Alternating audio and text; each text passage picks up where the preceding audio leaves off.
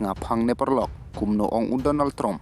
siapang Cristiano Ronaldo ha kajingi kenu jungki ha White House kata ha Washington te hoi perlok Cristiano Ronaldo uli so bat kinong ilam kapertai bat kinong penyekam khai ha kajingi lang bam jamit kata ha White House ha kasni Tuesday ha kabau Donald Trump ulap yang subha Yosim Saudi Arabia Mohammed bin Salman ha kajing le jungo sa Washington hadin news name bat utay ukluri lekay football na Portugal ubanami khamat iya ka football Saudi Arabia na dubaw lo paniso bat ka Al-Nassr hakabakut jong snem archar arpuar hakajingite kular ka itu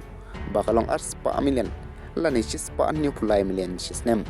ulasong hajan ka kamera ka basya khamat jong ka Isrom harangkat bat CEO jong ka Apple kata utim ko utray jong ka Tesla bat X u Elon Musk bat u presiden jong ka FIFA u Gianni Infantino bat hagane ka jingilang u presiden jong ka Amerika u Donald Trump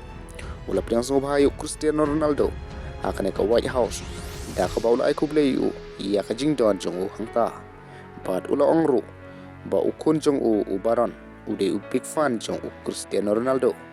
bat ulong ba u try ba u kun jong u un kamboram yu kendiat namar ba ulapan itu yu sya Cristiano Ronaldo bat long hakane ka jinyalang Cristiano Ronaldo ulalong uway naksibanta jong ka medjing bam kabaris pa tam haka history jong ubriw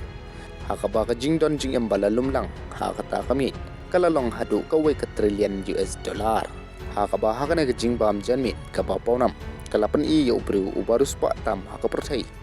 unang sensyar ubarus pa tam haka planet bat unang yelekay football ubarus patam ubaim u presiden ubarus patam ha kapertai bat ki CEO ki barus patam bat ki badan bor bat hadin gane ga jinge bam jamit u Elon Musk ulishim ya ga selfie bat ki wipat biggest leaders in the world, business, sports. You know, my son is a big fan of Ronaldo, wherever Ronaldo is here. Ronaldo and Barron got to meet him, and I think he respects his father a little bit more now, just the fact that I introduced you. So I just want to thank you both for being here. Thank you very much. Really an honor. But I want to thank everybody.